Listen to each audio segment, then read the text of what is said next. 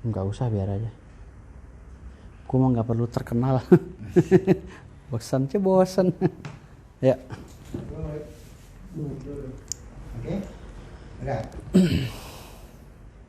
Ya, selamat malam brother sister, kembali lagi bersama gua Banteng VOC. Hari ini di acara podcast obrolan bersama Banteng VOC, gua akan ngobrol dengan salah satu tim pengacara yang bisa dibilang kasusnya lagi kontroversial nih sekarang nih, ya kan? Kasus almarhum Vanessa Angel, ya kan, yang berkaitan dengan pihak Pak F dan Dodi Sudrajat. Dan satu orang ini yang gue bilang sangat kontroversial adalah dia malah membela pihak Pak Dodi Sudrajat yang banyak dihujat orang. Nah, kita akan bicara langsung dengan Pak Firdaus Oibowo. Selamat malam Pak Firdaus. Selamat malam. Saya luruskan nih, bukan Pak Firdaus Oibowo, tapi Muhammad Firdaus Oibowo, sarjana hukum. Mantap. Iya. Manusia salah nggak apa-apa ya? Iya, nggak apa-apa. Oke, yang pasti semoga dengan obrolan ini kita bisa tahu yang the real story. Iya. Ya kan? Oke. Versi-versi kita itu. Versi-versi Pak Firdaus sendiri dan kenapa alasan beliau mau jadi pembelanya dari tim Pak Dodi Sudrajat, tepatnya tim bela istrinya ya. Iya. Pak Firdaus ya. Mbak Puput. Mbak Puput. Oke Pak Firdaus. Yang saya mau tanya ini, kita langsung to the point aja Pak Firdaus, karena banyak orang banyak bertanya-tanya terus ya. Iya. Pengen tahu. Yang pertama nih, alasan Pak Firdaus mau menjadi pengacaranya dari Ibu Puput. Iya. Nah, kan orang banyak bertanya nih, ini orang mau nyari panggungan aja sih atau mau apa sih?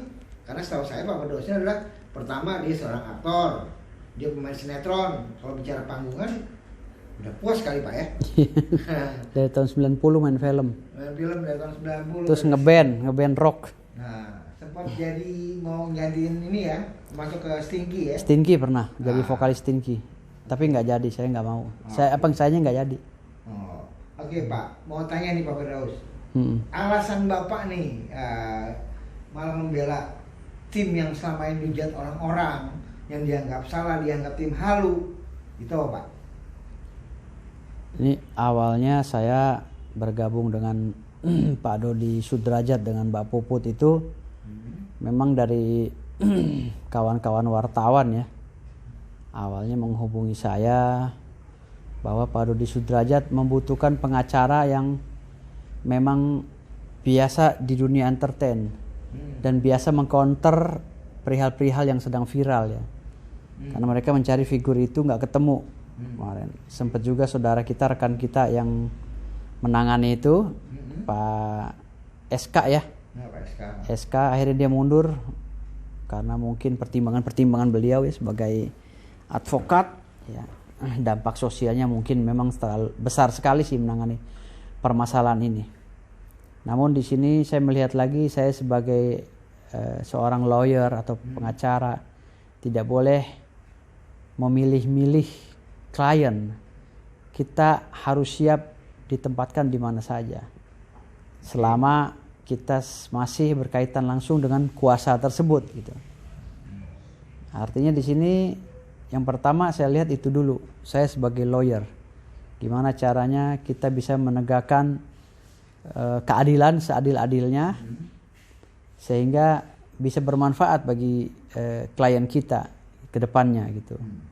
Yang kedua, saya melihat begitu dahsyatnya seorang Dodi Sudrajat dengan istrinya, ini keluarga berserta anak-anaknya dihujat dan dibully oleh netizen se-Indonesia gitu. Tanpa ada pembelaan dari manapun, dan seakan-akan semua netizen dan ornamennya menganggap bahwa kasus yang terjadi ya antara Pak P dengan Pak Dodi Sudrajat ini sudah ingkrah ya, sehingga mereka bisa menjustifikasi kebenaran ada di pihak P misalnya seperti itu. Pak Haji P ini akhirnya banyak dukungan dan terbentuklah euforia yang menurut saya overlapping gitu. Oke, tapi maaf, sorry saya potong. Iya. Pak Firdaus melihat kan banyak nih pengacara-pengacara yang mendampingi Pak Dodi Sudrajat kemarin ya. Tapi banyak mereka juga yang mental nih Pak. Karena kayak misalnya contoh pengacara Sunan Kalijaga. SK. Sorry. Dia mundur. Ya kan? Karena dia merasa bahwa ini adalah kayak dijebak dia merasanya. Apa Pak Firdaus tidak takut untuk kecemplung di yang serupa gitu Pak? Enggak sih, kita karena kan kita punya imunitas ya, punya hak imun ya. Ya, kekebalan terhadap hukum apabila kita dengan beriktikat baik mendampingi klien. Jadi saya nggak pusing itu. Memang dampak sosialnya sangat besar sekali ketika saya menangani masalah ini ya khususnya. Dan saya pun nggak tahu menau perihal ini awalnya gitu. Namun ketika saya dititahkan untuk menjadi kuasa hukumnya Pak Dodi Sudrajat dan Mbak Puput, membantu tim kuasa hukum sebelumnya ya Bang Jamaluddin dan lain-lain. Akhirnya saya pelajari kasus ini dengan secara seksama itu. Semua saya teliti dengan baik. Perlahan-lahan saya baca biografi Pak Dodi, biografi Pak Haji P, Faisal, Pak Haji P, Mas Bibi, Mbak Vanes dan lain-lainnya saya baca, Mbak Puput juga termasuk. Akhirnya saya merangkum itu semua dan saya mengambil satu kesimpulan untuk bahan saya membela klien saya ini, gitu. Khususnya Mbak Puput Pujiarti, Roy Pujiarti atau Mbak Puput. Tapi yang terjadi kemarin kan banyak jebakan maut dibilang. Nah, apa Bapak sudah mencari bukti-bukti, menggali-gali lagi, ya akhirnya Bapak beranikan diri lagi untuk tempur. Jebakan mautnya macam apa nih? Kalau kita nggak kenal jebakan maut.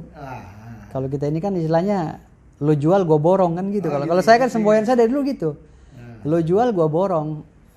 Ya karena berkaitan dengan kasus ini kan banyak banget nih mulai keluar bukti-bukti dari pihak Pak F ya, dari tim-timnya ya yang banyak lah. Entah itu mau cuma nyari panggungan, nyari eksis seperti itu kan. Mereka punya bukti-bukti yang siap dilontarkan loh Pak. Apa Bapak tidak takut gitu loh kalau itu ternyata wah bumerang atau bagaimana? Kalau sebenarnya menurut saya antara Pak Haji P dengan Pak Dodi ini sebenarnya masalahnya ringan. Seperti yang saya bilang dari awal. Ini pasal-pasal karet sebenarnya berawal dari pasal karet. Pasal-pasal biasa lah ya, yang tidak berat. Namun adanya provokasi-provokasi dari pihak ketiga yang mungkin juga bisa jadi cari panggung dan memang mereka ingin memanfaatkan situasi ini sehingga dia cari muka di tengah Haji P, terkesan dia ingin menjadi malaikat di permasalahan ini. Lalu mereka membawa ya seperangkat bukti-bukti yang menurut mereka bukti ini bisa dijadikan untuk menjatuhkan secara moral keluarga Pak Dodi Sudrajat dengan Mbak Puput gitu. Namun bukti-bukti itu pun tidak mempunyai legal standing gitu loh. Jadi dasar hukum yang mereka bawa ini ya menurut saya ini untuk dibawa kemanapun kita bingung karena ini kan masuknya ke delik alternatif atau delik aduan alternatif atau delik aduan absolut kan gitu. Sementara kita tahu ya ada yang namanya KH ya, laki-laki yang semi gitu kan, KH itu siap. Dia mengaku katanya banyak bukti-bukti tentang kejelekan klien saya di masa lalunya gitu kan. Betul. Tetapi ini bukti-bukti buat apa? Atas laporan yang mana? Gitu loh. Dan laporan itu masuknya delik aduan absolut atau delik aduan alternatif. Apakah ini delik biasa atau delik umum? Jadi saya bingung gitu loh. Permasalahan ini akhirnya dengan adanya orang-orang seperti ini jadi membias kemana-mana. Ada juga artis yang dulu udah lama nggak terkenal gitu kan. Toto muncul ya kan. Si cewek ini kan. Muncul ya kan. Mungkin cari panggung juga. Lalu berbicara wah keluar-keluar seakan-akan dia ingin membela. Padahal mereka ini sesungguhnya adalah provokator dalam permasalahan ini gitu loh. Masalah ini sebenarnya simpel kok. Tinggal Pak Dodi dengan Pak Haji F bertemu selesai sebenarnya. Cuman masalah ini kan menjadi tidak selesai karena banyaknya pihak ketiga dari kedua belah pihak gitu ya. Kalau kami bukan cari panggung, kami kerja. Kami lagi menjalankan profesi kami sebagai lawyer. Kami kerja atau tidak kerja, tetap aja dicecar sama wartawan, disorot, sama netizen juga tetap disorot gitu loh. Jadi itu konsekuensi daripada pekerjaan kami gitu. Kalau saya istilahnya dengan adanya hinaan, cacian terhadap diri saya, ya kan? Karena saya membela Pak Dodi Sudrajat dan Mbak Puput, itu menurut saya ya udahlah, biarkan saja selama Allah masih memuliakan kita, insya Allah kita tetap mulia walaupun dihujat jutaan orang gitu. Saya tetap percaya itu. Tapi saya akan memunculkan rasa keadilan seadil-adilnya di tengah masalah ini. Gitu. Makanya saya ya bisa dikatakan saya ini dikeroyok oleh beberapa pengacara gitu kan. Dikeroyok oleh beberapa pengacara yang udah senior di Indonesia. Tapi saya ya biasa-biasa aja. Saya menangani 2 klien kan sekarang ini. Satu Mbak Tiara Marlen yang berkaitan dengan objek yang sama ya, perkara yang sama. Lalu yang keduanya Mbak Roy Pujiarti, Mbak Puput. Karena sudah kesepakatan tim, saya menangani mereka dan membantu tim daripada Pak Dodi Sudrajat ya melalui kuasa saya tanggal 3 ya. Tanggal 3 Januari 2022. Jadi saya oke-oke aja, saya fine-fine aja. Saya nggak berpikir apa-apa. Nah, dengan adanya misalnya ya kemarin itu kan contoh kecil adalah kasus Mbak Puput gitu ya. Iya. Si KH ini kan dia punya bukti, bahkan ada legalitas masalah tentang laporan kepolisian, pernah suatu kejadian something. Iya. Nah, di Surabaya. Ya betul. Iya. Sama di Jakarta kalau nggak salah.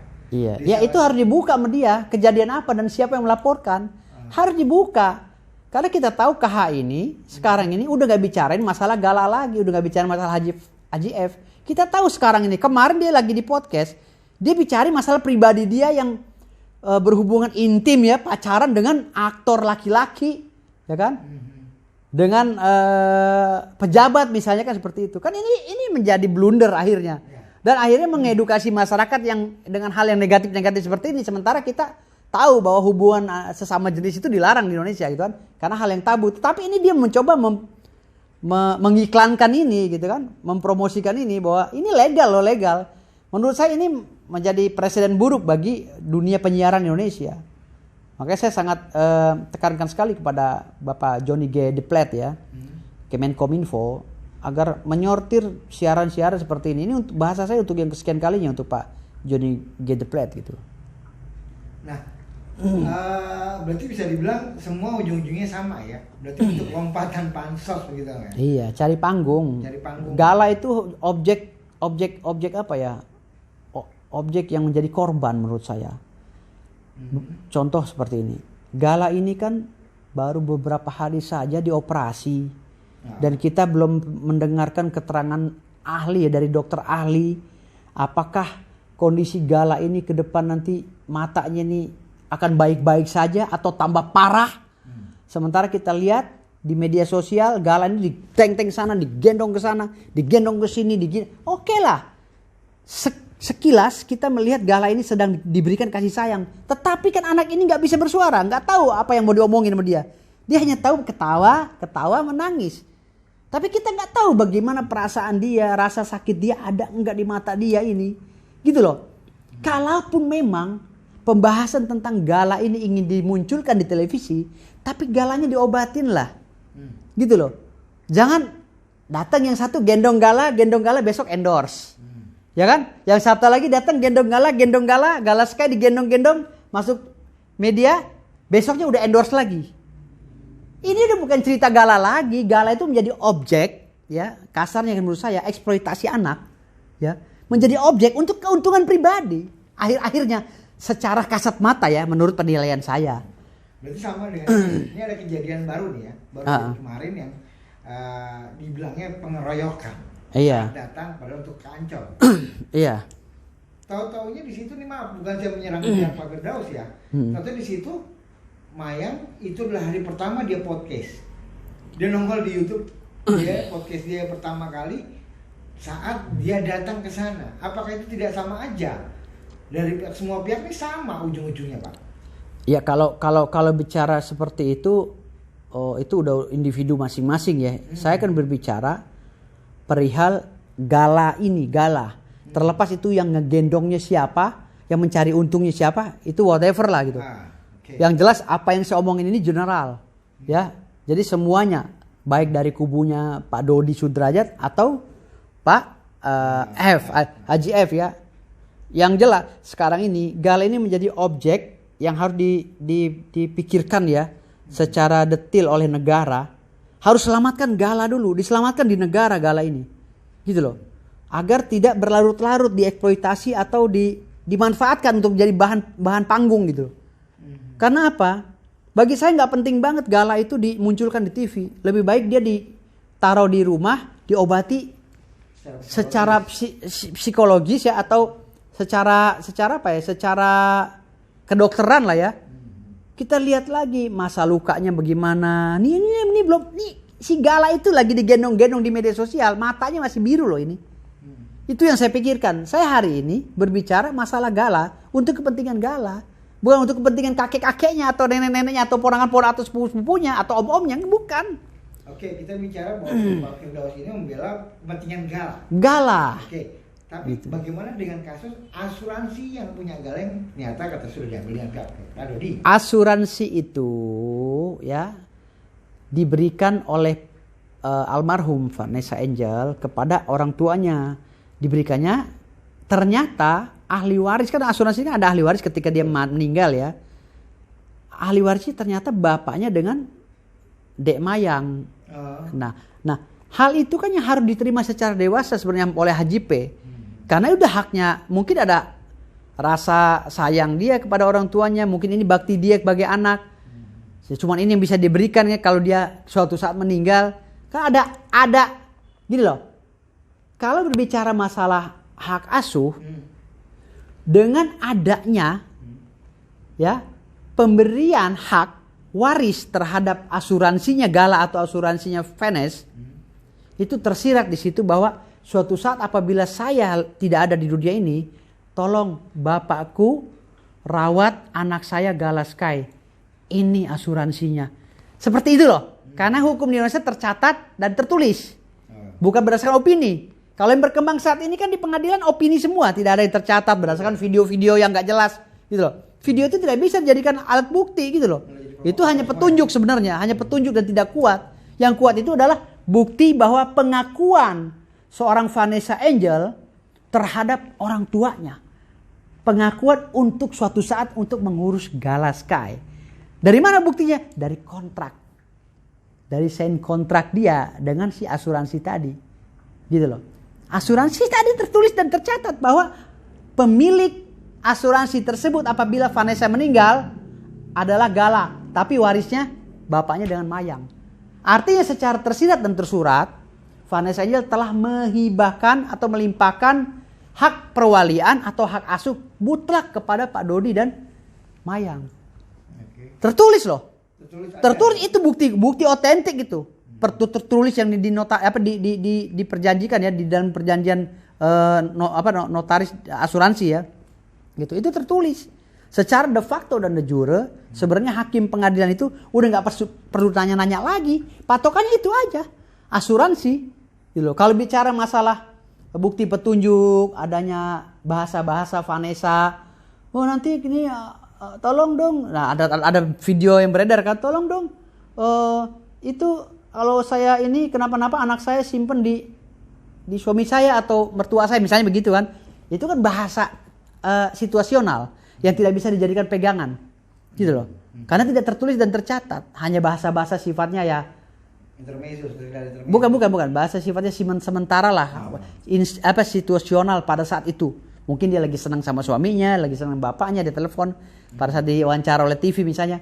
Tolong situasi itu. Tapi kan yang namanya rumah tangga ini tidak bisa diambil hanya pada saat itu saja.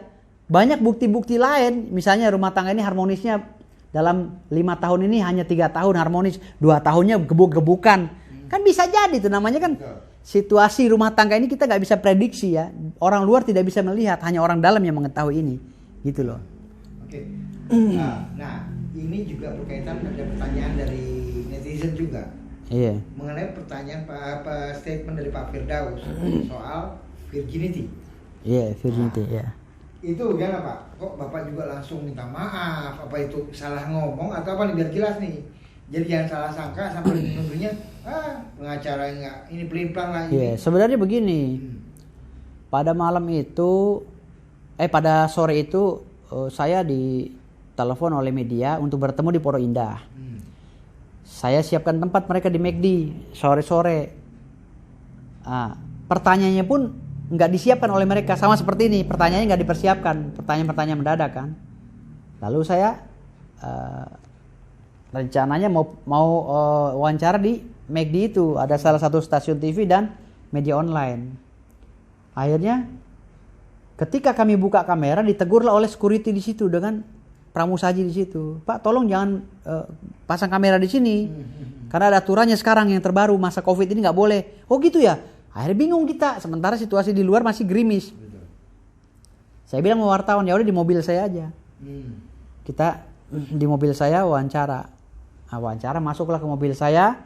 Gerimisnya sudah stop ya pada saat wartawan online masuk dulu ke mobil saya. Wartawan TV masih di jalan, masih di luar.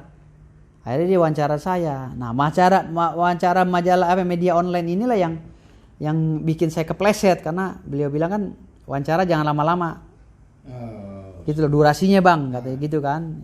Abang harus jawab pertanyaan saya dengan cepat. Ya saya juga kan kalau jawab pertanyaan cepat.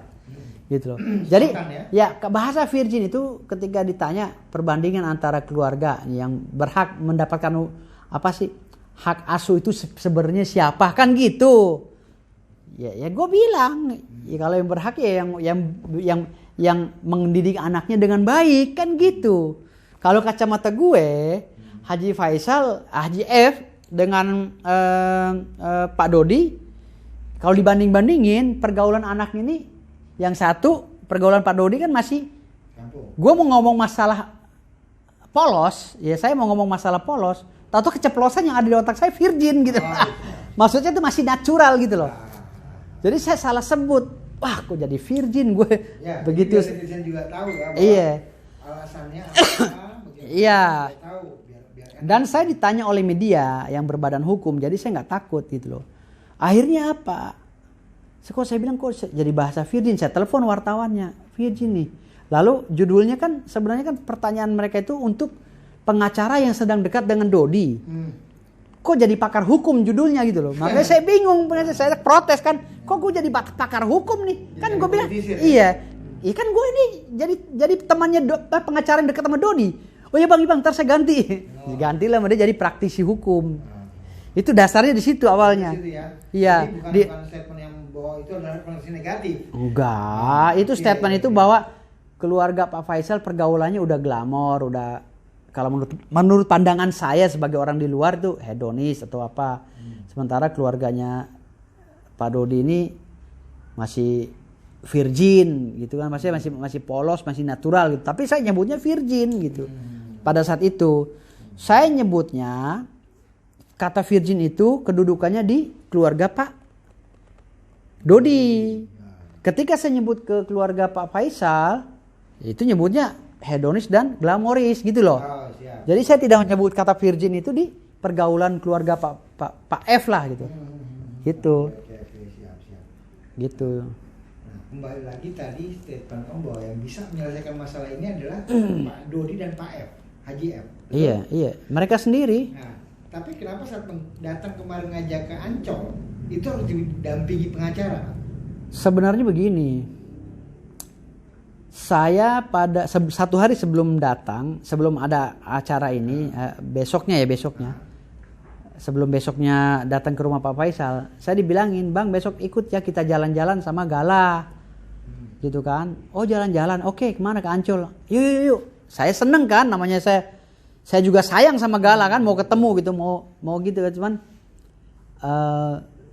saya bilang sama mereka ya besok saya usahakan pagi, saya bilang begitu. Nah, makanya mereka seneng kan mau jalan-jalan. Kita nggak tahu ada konflik. Kita pikir karena status hukumnya belum ada keputusan dari pengadilan, masih boleh lah bawa si Gala biasa layaknya kakek nenek kan, kakeknya apanya bebas kan. Saya pikir menurut kebiasaan kan gitu. Datanglah kita ke sana. Tapi saya datangnya telat. Mereka sedang cekcok, saya di jalan. Mereka udah selesai baru saya nyampe gitu. Jadi saya mendengarkan curhatan Pak Dodi di mobil saya. Ketika itu. Boleh tahu apa curhatan saat itu? Iya, ya dia bilang kok saya mau ngambil cucu saya susah banget mau ngajak jalan 1 hari katanya. Ntar malam juga saya pulangin lagi katanya. Masa tega banget gitu loh. Nah, akhirnya saya bilang gini, ya gimana ya, saya pikir udah koordinasi ya, tapi ternyata ada beberapa orang yang keluarga dari Pak Dodi bilang udah sering kita minta ketemu Gala tapi dipersulit karena suruh nunggu ini loh putusan pengadilan ini. Sebenarnya kan putusan pengadilan itu kalau bicara masalah Gala ini statusnya masih quo gitu, siapa aja bisa bawa gitu kan. Dan kalaupun ada putusan pengadilan, saya yakin putusan pengadilan itu pasti masing-masing pihak pasti bisa bertemu dengan Gala dan bebas bawa Gala kemana aja gitu. Hanya saja kan Gala ini di mana kedudukannya nanti gitu kan. Gitu itu aja sih menurut saya. Ini bisa dibilang mendekati akhir waktu podcast nih, Om. Pertanyaan saya satu. Saat ini lagi ada statement Pak Firdaus yang sangat-sangat kontroversial mengenai, pasti netizen nggak bakal lupa dengan statement beliau bahwa tes DNA harus dilakukan. Iya. Oke. Apa yang mendasari, karena udah banyak jawaban-jawaban dari awal kan bahwa ini anaknya Vanessa, ini itu. Kok sampai apakah ending ceritanya ini akan ada satu sosok lagi? Sebenarnya sih kalau tes DNA itu permintaan dari Pak Dodi kepada tim lawyer semuanya. Dia meminta. Karena mungkin ya wallahu alam bisawab ya, mungkin dia yang tahu cerita anaknya kan kita nggak tahu. Saya sih hanya pelaksana tugas untuk melaksanakan perintah dia secara substitusi gitu. Artinya apa yang saya sebut itulah bahasa klien saya gitu. Jadi saya ya kalaupun saya disalahkan oleh netizen ya semua sebenarnya yang keluar dari media yang saya lontarkan itu bukan berdasarkan keinginan saya. Saya sudah koordinasi dengan klien saya. Iya, dengan itikat baik saya jalan ya, saya diperintahkan untuk mengcounter bahasa-bahasa yang bergulir dari mereka-mereka yang memfitnah Mbak Puput atau Roy Pujiarti ini. Ya akhirnya saya laksanakan itu gitu. Karena menurut Mbak Puput klien saya ini fitnah, dan KH ini harus memunculkan yang saya bilang laki-laki separuh ini harus memunculkan gitu loh. KH ini harus memunculkan mana bukti-bukti kamu. Kayak kita udah tantang, mana bukti kamu. Dia gak pernah buka-buka bukti, malah dia lari ke pembahasan lain. Segala dia bilang artis yang inisialnya R udah pernah pacaran sama dia lah, laki sama laki kan. Ini kan jadi ya jelek banget gitu loh. Ya, mungkin nggak gini, kalau dari seret kasus itu adalah si KH ini dia takut untuk terkena undang IT. Nggak tahu kalau itu. Yang jelas di sini Anda mau memunculkan bukti-bukti itu sudah kami tantang. Silakan bawa semua pasukan kalian yang menurut kalian itu hebat dan bagus, bawa ke kemari, keluarkan buktinya. Gitu loh. Kan saya udah bilang mereka katanya pakai lawyer yang top semua, ya kan, hebat semua. Berapa grup itu lawyernya, ya kan? Bahkan ada lawyer pendukung di belakangnya kan yang hebat, gajah-gajah semua. Ya kemari saya tunggu, kan saya bilang. Keluarkan buktinya mana? Gitu ya? Iya, keluarkan, udah saya tantang beberapa kali. Ayo, mana? Sampai ketakutannya dia sampai bawa pengawal. Ngapain bawa pengawal? Gitu kan? Dan kemarin ada isu katanya Pak Haji Faisal rumahnya dijaga oleh polisi. Ngapain? Gitu loh. Nggak perlu dijaga-jaga, orang kita datangnya juga mau main-main ke Ancol, habis itu pulang nggak dikasih kan nggak ada ribut lagi. Setelah pulang itu nggak ada dendam, nggak ada apa. Toh Pak Dodi juga sadar itu besannya, kalaupun itu besannya kan gitu. Masalah proses kan ini karena mereka udah di pengadilan, kita ikuti pengadilan. Nanti di pengadilan juga tes DNA pasti diajukan oleh tim kuasa hukum dari Pak Dodi Sudrajat. Pasti diajukan tes DNA karena udah masuk dalam administrasi hukum perdata. Gitu loh. Prosesnya sudah. Nah, kalau statement komisar dulu suruh gugurin. Nah, ini lagi viral juga nih, Om. Oh, enggak, kalau itu semua statement saya di media pribadi saya itu adalah dongeng. Oh, dongeng. Iya, hari ini baru jawaban dari saya. Kalau yang lain dongeng semua, karena saya nggak pernah nyebut nama kan sesuai dengan apa yang mereka bilang. Jadi jangan dijadikan bahan itu. Saya ngomongnya ke siapa? Orang saya lagi dongeng, kamu ambil kamu ambil video saya nggak izin, kamu jadikan bukti buat jelekin saya. Saya lagi dongeng kok, gitu loh. Kok kamu yang marah? Kamu bilang kalau lagi dongeng nggak usah marah karena nggak nyebut nama. Jadi kalian juga saya balikin gitu kan. Kalau nggak nyebut nama kan berarti dongeng. Ya udah nggak usah marah. Anda juga dongeng saya nggak larang kok. Saya juga dongeng yang dilarang dong. Itu kan hak prerogatif saya di dalam media saya. Berarti statement yang dikeluarkan kemarin itu hanya dongeng nih? Dongeng dong, statement saya yang ada di media itu dongeng semua. Kecuali yang disebutkan kecuali yang di wartawan ya. di wartawan. Kecuali di wartawan. Kalau yang cuma bicara di mobil atau ini Oh, dongeng semua. Dongeng semua Nah, itu. dongeng, ya. Ya orang lagi dongeng, lagi bikin cerita, kok diambil jadi barang bukti dan untuk menjelekkan saya? Kan lucu itu, bisa sesomasi mereka gitu kan. Bisa dikategorikan pencurian data secara elektronik kan gitu. Ya pada intinya sekarang biar netizen yang nilai Om ya. Iya. Endingnya. Jadi kalau bisa saya bilang jadi netizen yang pintar. Iya. Jangan Betul. kita terbawa situasi, kita Iya. terkena suatu yang nggak jelas, akhirnya terbawa suatu menjadi cerita yang Iya, jadi cerita yang nggak benar, ya betul. Ya harapan saya sih ke depan mudah-mudahan masalah ini cepat selesai. Haji Faisal dengan Pak Dodi pun bisa bercengkrama lagi, damai lagi. Gimana memikirkan gala ke depan. karena perjalanan masih panjang soalnya kan, belum pendidikan dia, belum ini. Ya, kalau dari saya keinginannya seperti itu. Tapi kan tim kuasa hukumnya Pak Dodi ini kan ada 3 grup. 3 grup ini. Oh 3 grup? 3 grup sama saya. Jadi saya juga nggak bisa. Jadi keputusan dari pihak sana pasti nanya ke saya. Putusan saya pasti nanya pihak sana gitu. Selalu begitu. Dia sinkron. 3 grup ini 3 grup pengacara yang memang mengcounter masalah-masalah serangan-serangan dari pihak sana gitu. Sebenarnya yang saya lihat bukan dari pihak Pak Dodi yang menyerang, tapi lebih ke Faisal juga begitu. Sebenarnya mereka ini simple, sama-sama welcome gitu. Cuma ada pihak ketiga yang gonggong-gonggongin dari kedua belah pihak. Akhirnya masalah ini nggak kelar-kelar gitu. Tapi memang gini Om, di apa sih kemarin kita lihat sendiri kayak contoh misal tahlilan, katanya alasannya salah flash disk. Itu ada loh beritanya loh. Oh kalau itu urusan pribadi kali, human error kalau itu. Human error kayak gitu. Lebih ya. human error ya. Yang kayak gitu ya anggap aja dongeng tadi mungkin ya. Dongeng, udah anggap aja dongeng lah. Nah, Semua yang nggak ada landasan hukumnya dongeng semua. Gitu. Nah sebelum menutup gue mau minta apa nih kata-kata terakhir lah dari Om Firdaus mengenai kasus ini deh biar terbuka semua mata. Ya kalau gue sih mintanya mudah-mudahan masalah ini cepat selesai. Karena perkembangan gala ke depan ini kan masih panjang ya, kasihan anak ini gitu loh. Ini bayi mungil yang nggak ngerti apa-apa, disorot di TV pun dia nggak tahu dia viral. Saya rasa dia nggak tahu sekarang dia lagi viral si Gala. Mungkin ntar saya bilang otaknya udah keisi di umur 12 tahun baru tahu, oh iya gue pernah viral dulu gitu. Dia nggak tahu dia anak yang polos.